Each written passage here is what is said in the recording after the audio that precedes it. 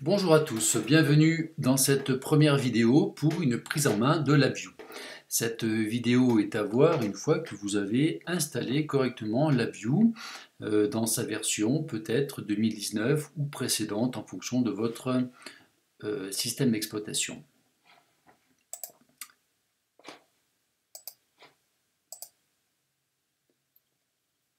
Alors pour ma part, j'ai installé LabVIEW 2018 en anglais parce que je suis sous Mac avec un système d'exploitation qui n'est pas des plus récents, donc j'ai dû installer que cette version-là, mais je pense que vous avez la version 2019 si vous êtes sous Windows, ou peut-être 2019 même si vous êtes sous Mac avec un OS assez récent.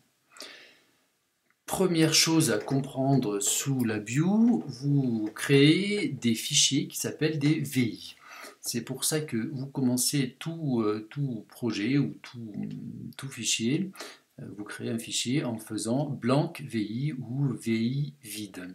Alors voici, quand je clique dessus, j'ai deux fenêtres qui apparaissent, que je mets en plein écran en manuel.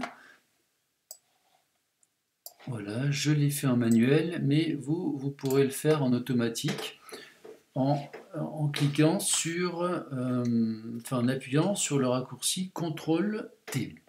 CTRL plus la lettre T. Alors, deux fenêtres qui apparaissent. La première à gauche, là, elle s'appelle Front Panel ou Face avant en français, et celle de droite s'appelle Diagramme, comme en français. Si je clique sur la fenêtre de gauche avec le bouton droit de la souris, j'ai des commandes qui apparaissent. J'ai une palette de commandes qui me permet ensuite de sélectionner n'importe quelle commande de cette palette. Donc des commandes dans les numériques, dans les booléens, dans les chaînes de caractères, les tableaux, les graphes, etc., etc. On verra ça au fur et à mesure du déroulement de la formation. Si je clique droit sur la palette des fonctions, j'ai d'autres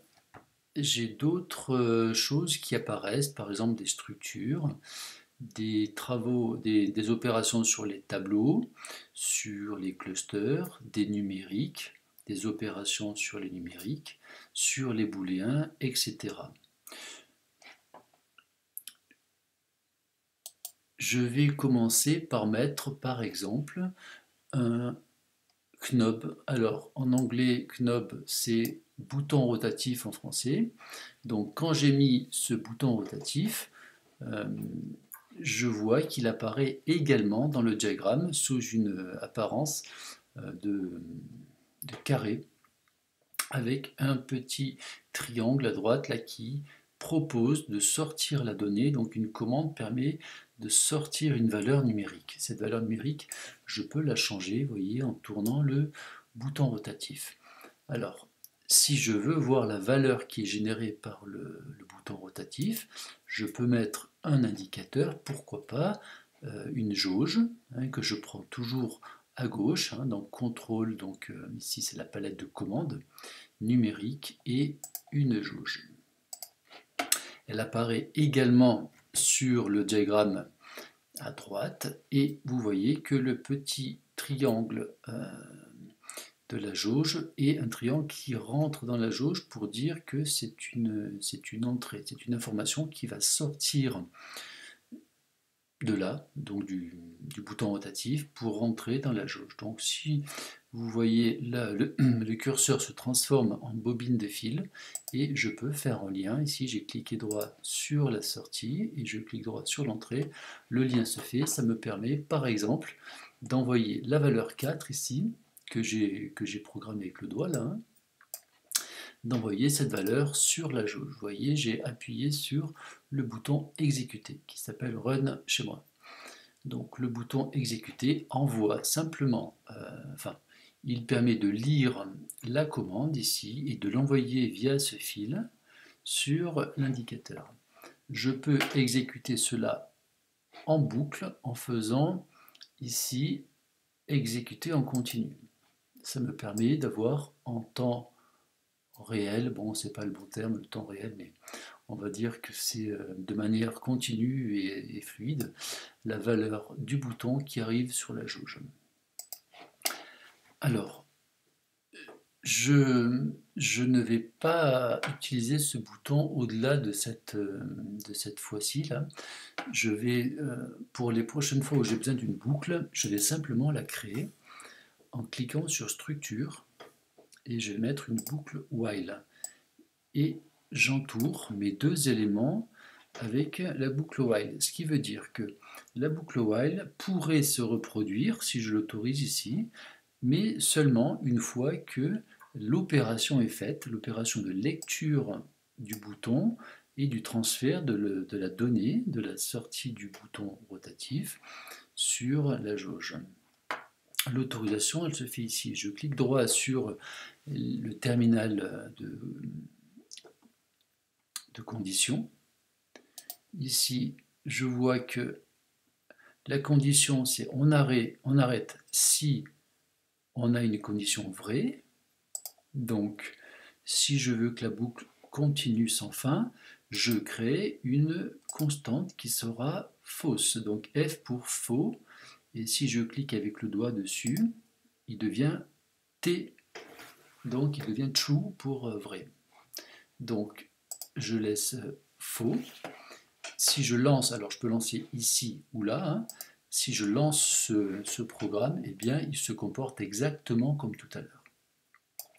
Ce qui veut dire que le bouton là n'est plus utile, hein, d'accord? Donc je vais l'arrêter pour vous montrer que c'est pas utile, hein. Je lance et le fonctionnement est vraiment le même que tout à l'heure.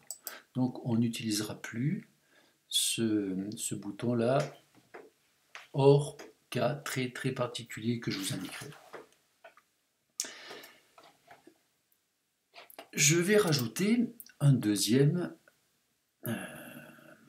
commande. Par exemple, je vais mettre une glissière horizontale. Cette glissière horizontale, je peux, comme tout à l'heure, comme avec le bouton, changer sa valeur. Et je peux également lui ajouter un indicateur. Et je vais mettre dans ce cas, pourquoi pas, un thermomètre. En fait, c'est pas un thermomètre, c'est un indicateur qui affiche ce qu'on veut et je l'affiche sous une forme de thermomètre. C'est pour, par exemple, si je mesure une température, je peux mettre ce type d'indicateur, mais je pourrais le remplacer par n'importe quel indicateur. Il me suffirait de cliquer dessus et de faire remplacer par, eh bien là je prendrai n'importe quel autre indicateur. Hein. C'est exactement la même chose, c'est juste la manière de visualiser ma valeur numérique. Donc voici, je place ma souris sur la sortie. Vous voyez que de manière automatique, on a la bobine de fil qui apparaît. Et quand je lance, eh bien, je peux voir que mon thermomètre varie. Alors, vous voyez que l'échelle n'est pas adaptée. On varie de 0 à 10 ici, alors que le thermomètre varie jusqu'à 100. Eh bien, sans arrêter le programme, je peux simplement double-cliquer sur 100 et puis mettre 10 ici pour adapter l'échelle, pour avoir une visualisation plus agréable. Pour changer le programme, pour ajouter un élément, il faut forcément que j'arrête. Hein, d'accord ? Si vous voulez modifier ici, vous entendez ce petit bip qui vous dit non, il y a un obstacle, on ne peut pas modifier en cours d'exécution. Donc je peux arrêter le programme avec le bouton abandonner qui est le même ici et là. Hein, c'est la même opération d'abandon. J'agrandis ma boucle et je vais mettre un booléen. Donc un booléen, ce n'est pas comme tout à l'heure une valeur qui prend toute valeur possible entre 0 et 10 de manière continue, hein, donc ce sont des valeurs réelles. Mais là, je vais mettre un booléen qui prendra donc deux niveaux logiques. Vous voyez, je l'ai mis ici et on remarque que sa couleur est différente. C'est pour rendre compte de l'état, enfin de sa représentation qui est différente. Hein. C'est un booléen alors que là, j'avais un réel. D'ailleurs, ici, si vous regardez bien, il est marqué DBL. DBL pour double précision. C'est-à-dire que ce réel peut prendre des valeurs codées pour être en double précision, mais je peux changer son codage. Quand je vais dans représentation, je peux avoir une simple précision, une précision étendue, ou je peux avoir des entiers également, hein, des entiers signés ou non signés. Donc je laisse, hein, par défaut je laisse le DBL. Le booléen là pour voir que, alors je peux changer sa taille, hein, je peux le grossir comme ça. D'ailleurs tous les éléments je peux changer leur taille et on le fera tout à l'heure. Et je veux, pour faire comme tout à l'heure, afficher son état logique, donc, enfin sa valeur, donc dans ce cas-là c'est un état logique vu c'est un booléen, je vais mettre une LED ici pour que, comme tout à l'heure, en reliant, je puisse voir l'évolution de son état en fonction de l'appui sur le booléen. Donc en faisant stop, voilà, je peux avoir la main dans le diagramme pour éventuellement changer la position des éléments. Alors, qu'est-ce que je veux faire maintenant? Alors, vous voyez que le bouton là, la constante est fausse, c'est-à-dire que la boucle ne s'arrête jamais. Pour qu'elle s'arrête, il faut que j'abandonne l'exécution avec le bouton abort ici en anglais. Je vais plutôt mettre un bouton stop. Je vais mettre un bouton stop qui se trouve dans les booléens, ici. Voilà, c'est un bouton qui va me permettre d'arrêter mon programme de manière plus logique avec un vrai bouton stop, hein, sur la face avant. D'ailleurs, je vais le grossir ici. Et ce bouton stop, je vais le relier à la place de la constante. Ici, je vais le relier au terminal de condition. Donc, pour cela, je vais cliquer sur le bord parce que si je clique dessus, ben, j'ai un doigt qui apparaît pour me changer l'état. Donc c'est pas ce que je veux. Moi je veux être sur le bord ici, supprimer avec le clavier et relier le bouton stop au terminal d'itération. Donc ici, quand j'appuie sur stop, ça arrête le programme. Donc là, ça fonctionne correctement.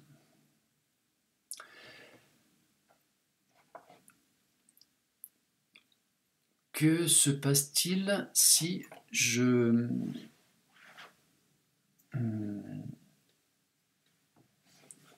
Alors, je vais afficher ici sur le terminal d'itération, je veux afficher le nombre de boucles qui est faite. Lui, il s'incrémente ici à chaque itération. Je vais le mettre ici, tiens, pourquoi pas. Il s'incrémente à chaque itération. Alors regardez ce qui se passe. Il va très très vite. Pourquoi? Eh bien parce que une fois que les opérations sont faites, hein, la lecture et les écritures, eh bien lui, il recommence. C'est-à-dire que dans la boucle while, il n'y a rien qui ralentit l'exécution, donc elle se fait à un rythme le plus rapide possible, ce qui veut dire qu'en quelques secondes, on va dire, je crois que je l'ai lancé 2 secondes, hein, ce programme, je recommence. Voilà. En quelques secondes, on fait plusieurs millions d'itérations. Donc c'est pas forcément judicieux parce qu'on prend beaucoup de ressources pour faire quelque chose qui n'a pas de sens réel. Hein. Afficher simplement ces contrôles sur les indicateurs, on pourrait le faire à une vitesse beaucoup plus lente, à une fréquence, je veux dire, beaucoup plus lente. Donc je vais ralentir l'exécution. Pour cela, je vais mettre une attente dans la boucle, et l'attente sera quelque chose qui va être plus lent que tout le reste. Ça veut dire que c'est une attente qui va être une sorte de goulot d'étranglement. La boucle va être freinée par l'attente, c'est-à-dire que tant que l'attente n'est pas finie, la boucle ne pourra pas faire une itération de plus. Donc, ça se trouve ici. Je vais dans Timing et je vais faire attendre. Si je mets l'étiquette ici, donc je vois que la fonction s'appelle wait, en français elle s'appelle attendre, et je peux aussi, si j'ai pas bien vu ou si je ne sais pas trop où je trouve cette fonction, je peux cliquer ici, faire rechercher, et je tape c'est wait, la fonction. Voilà, donc c'est celle-ci. Voilà, donc il me dit qu'elle est là.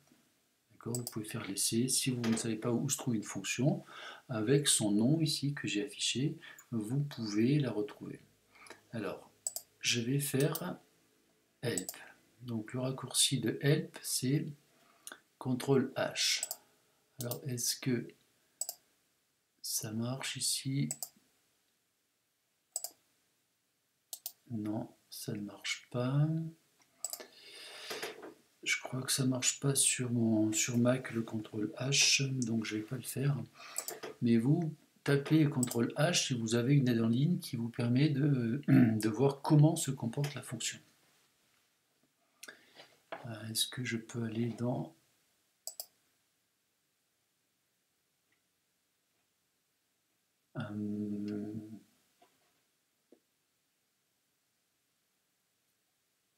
Ah oui, c'est Shift Pomme H, ok.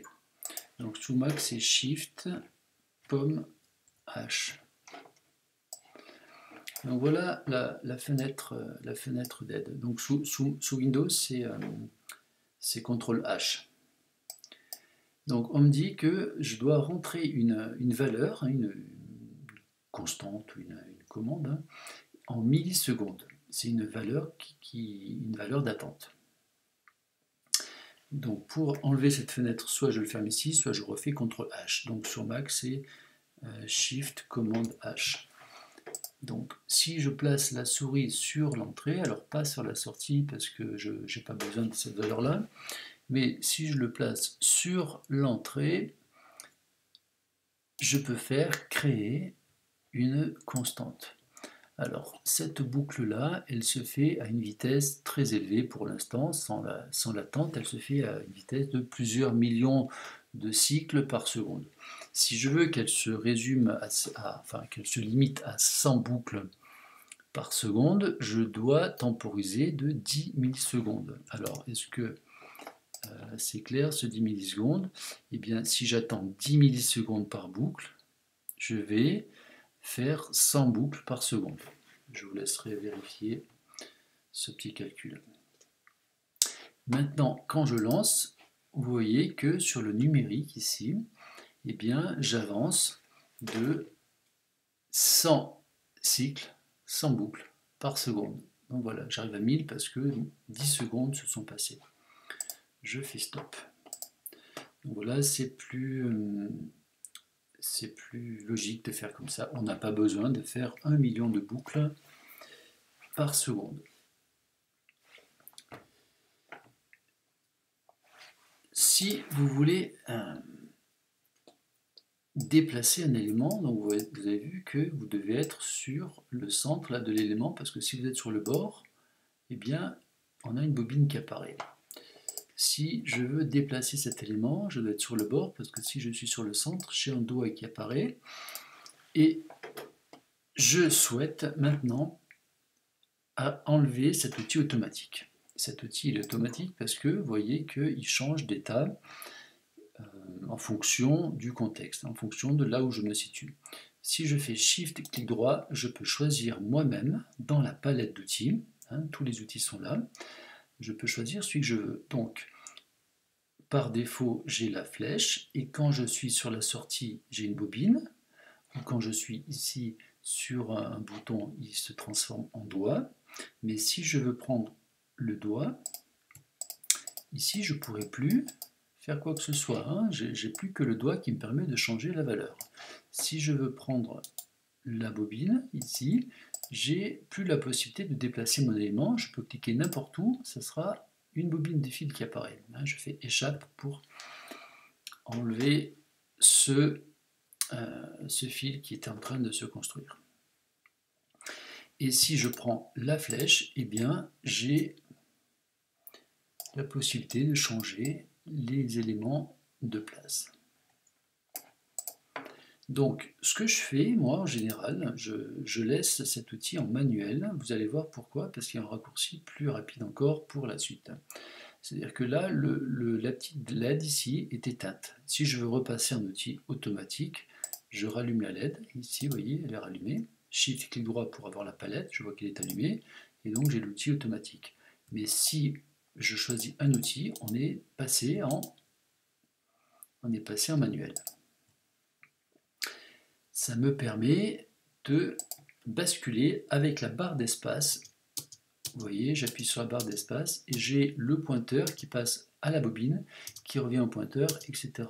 Si je clique sur cette fenêtre-là et que je refais l'opération, je passe du pointeur au doigt. C'est parce que dans cette fenêtre-là, les deux outils les plus courants à utiliser sont le doigt pour changer les valeurs ici et le pointeur, la flèche ou la petite croix, pour changer la position. Donc on recommence ici, bobine, pointeur, ici, doigt, pointeur. Donc vous ferez comme vous voulez. Moi je préfère utiliser l'outil manuel qui me permet de basculer rapidement sur l'outil le plus couramment utilisé. Par exemple, voici ce que je veux faire maintenant. Je veux faire la somme, ici je prends un plus, je veux faire la somme de ces deux éléments. Eh bien c'est simple, j'ai pris l'élément, j'appuie sur la barre d'espace et je fais mon lien. Je clique sur l'entrée à gauche et je peux cliquer n'importe où sur le bouton rotatif ou n'importe où sur la glissière et le lien se fait. Et la somme, je veux la faire apparaître sur, enfin je veux l'afficher sur un graphe déroulant. Un graphe déroulant, c'est celui-ci. Il y en a deux ici. Le graphe déroulant, oui, en français, c'est celui-ci, il s'appelle chart. Ok. Donc vous, c'est graphe déroulant. Hein. Donc j'étire ce graphe déroulant, je mets ça ici, je rappuie sur la barre d'espace pour faire mon lien. Ici, vous voyez, j'ai pu faire ma somme.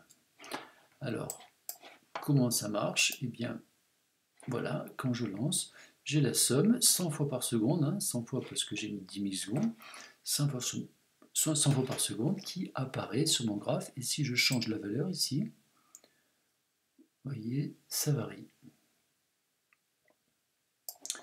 Je fais stop.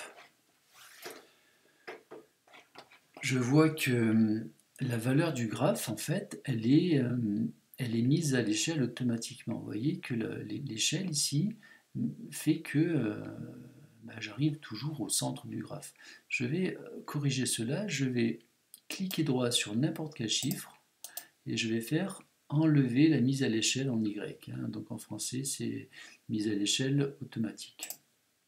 Je l'enlève, je prends le doigt ici ou la lettre, là c'est pareil, on peut prendre les deux, et je vais mettre 20 ici et 0 en bas pour enlever la mise à l'échelle automatique. Vous voyez, si je change ma valeur maintenant, elle n'est plus mise à l'échelle de manière automatique.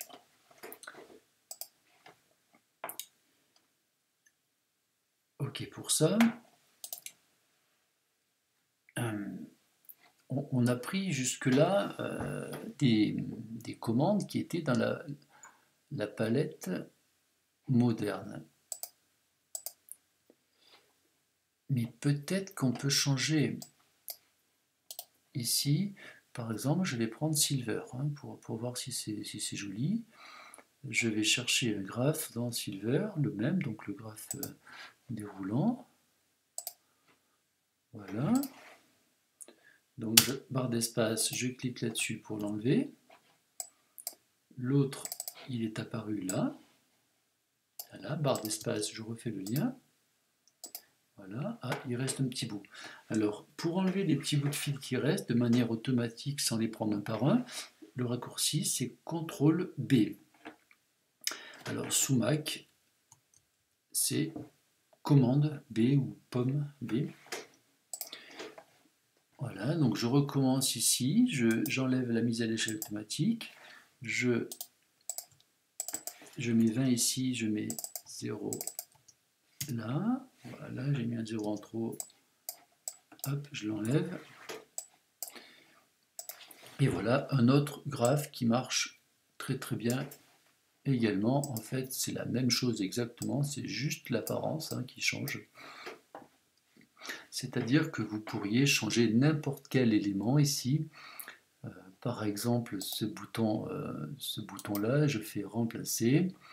Là, on l'a pris dans la palette de commandes moderne, mais si je veux prendre une autre palette de commandes, j'en ai plusieurs, je vais prendre la Silver et je vais prendre ce bouton-là. Voilà, il est peut-être moins joli pour le coup. Le graphe était joli, mais le bouton-là, il est moins joli. D'ailleurs, tous les éléments, je peux afficher leur valeur numérique. Si je clique droit sur l'élément, dans éléments visibles, je peux afficher valeur numérique, en anglais Digital Display. Vous voyez, donc ça, c'est la valeur numérique qui est affichée en plus. Ce n'est pas un nouveau contrôleur, c'est vraiment la valeur de cet élément qui me permet de voir exactement où j'en suis et même de changer à la main si je veux 6. Voilà, j'ai exactement 6 sur cette commande. Alors, est-ce que je peux changer des choses? Oui, je peux par exemple, je peux mettre une rampe aussi, vous voyez, ici j'ai une rampe qui apparaît pour l'aspect joli. On pourra jouer avec ça un peu tout à l'heure. Alors, qu'est-ce que je voulais voir encore?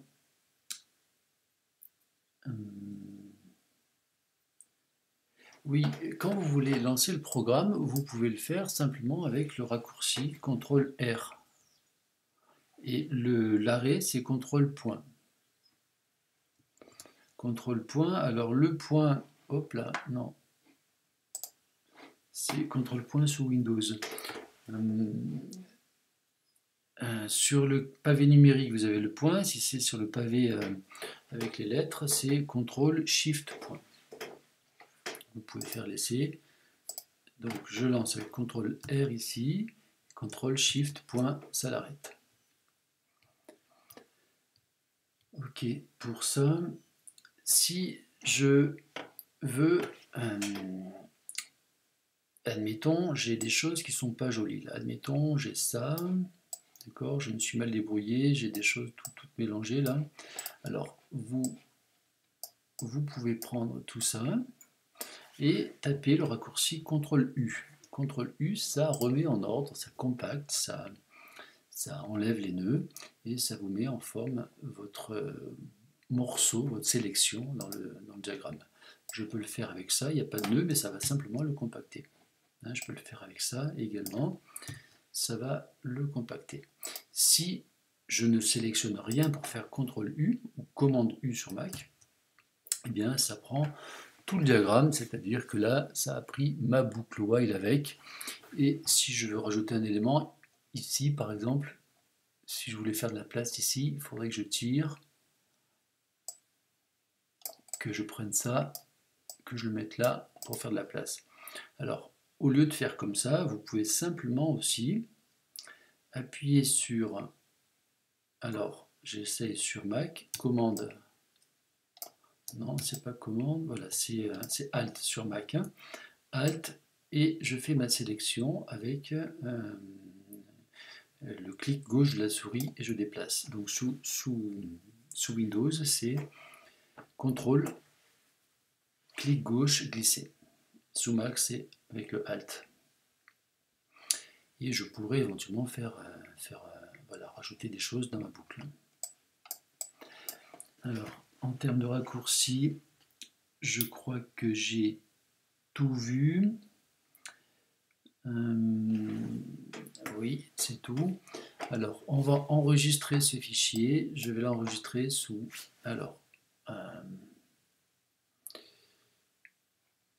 Alors là, vous ne le voyez pas, ça sort de l'écran, mais je fais enregistrer sous et je l'appelle essai. Alors, l'extension .vi se met automatiquement. Donc là, j'ai fait un VI essai et je peux fermer ce programme.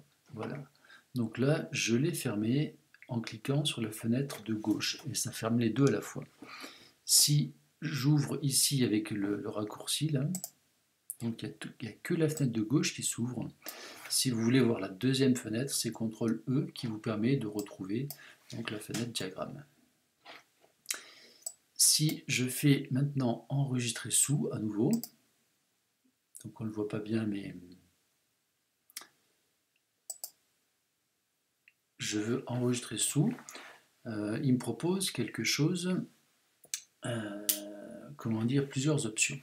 Alors, admettons, je veux enregistrer ce VI qui s'appelle essai sous un autre nom pour pouvoir le modifier, mais garder la version essai dans cet état-là. C'est-à-dire que je veux pouvoir faire évoluer mon VI sans perdre donc la version précédente.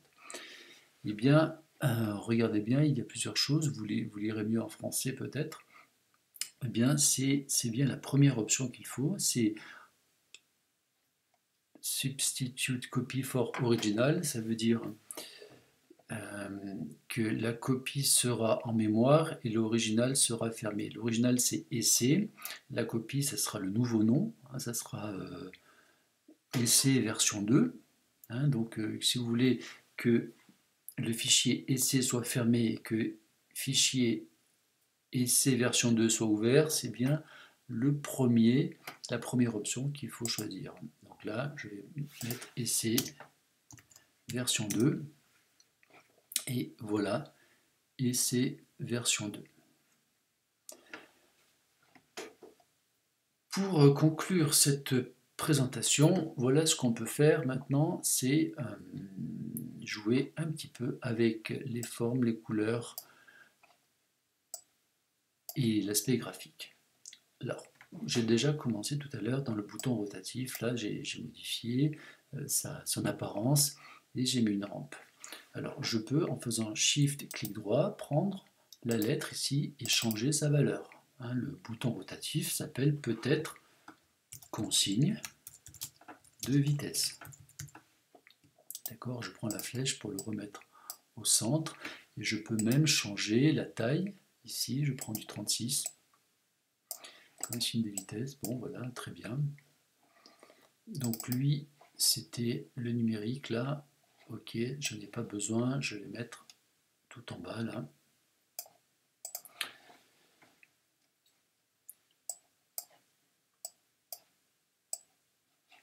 Voilà, la jauge, elle s'appelle, comment elle va s'appeler? Elle s'appelle vitesse, allez. Elle s'appelle vitesse, je peux changer également sa taille, je peux aussi mettre une rampe ici. Voilà, c'est pas la même parce qu'on n'est pas sur la même famille de commandes. On était dans Silver ici, on est dans Modern ici, donc voilà, j'ai une autre représentation, c'est plus des couleurs flashy. Vous voyez que je peux changer aussi l'amplitude des échelles comme ça, et je peux même faire tourner ceci. Hein. Je peux ajouter l'afficheur numérique ici, on peut dire qu'il est là. Je peux l'afficher en... Alors, j'ai fait Shift clic droit et là j'ai pris le pinceau. Hein. Je prends le pinceau et je vais dire je prends du blanc. Admettons, je veux que les chiffres soient en jaune fluo. Jaune fluo, donc je vais prendre la palette d'outils. Je vais y arriver. Voilà. Barre d'espace, je reviens. Je reviens à quelque chose, enfin au pointeur de base. Le thermomètre ici, bon ben on peut aussi l'agrandir. Le booléen ici, bon il était déjà agrandi. Admettons, regardez, vous voyez ce booléen, bon ben quand j'appuie, il allume celui-ci. Et bien je vais faire, pour m'amuser, hein, je vais dire, bah tiens voilà cet afficheur là, cet afficheur booléen, il va faire partie de la commande. Donc je clique là-dessus, je peux même enlever maintenant le label. Et avec le clavier pixel par pixel, je le mets au centre. Et vous voyez que on a l'impression qu'il fait partie du bouton, alors que c'est simplement un afficheur en plus. Il est là, c'est le booléen 2. Je peux également mettre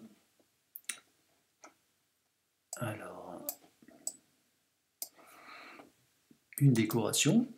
Voilà une décoration, je vais prendre celle-ci. Je vais la mettre sur mes éléments, je la sélectionne, je la mets en arrière-plan, je prends le pinceau, je mets un petit coup de couleur, allez, pas celle-ci, c'est trop... Allez, un petit peu de rose, voilà. Voilà, j'ai mis du rose pour le fond, je pourrais en mettre d'autres ici pour les autres, je mets une autre palette. Je mets une autre décoration.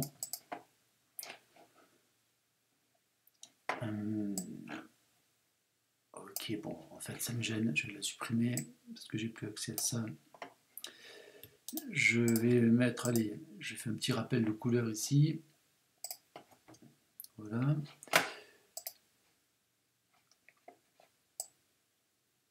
Ok, ça marche toujours.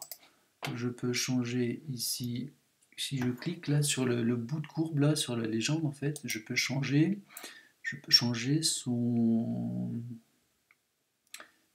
sa largeur de, voilà, sa largeur de courbe. Voilà, ça marche. Qu'est-ce que je peux faire d'autre? Mais écoutez, c'est tout pour l'instant. Je vais enregistrer et voilà, j'en ai fini pour cette présentation.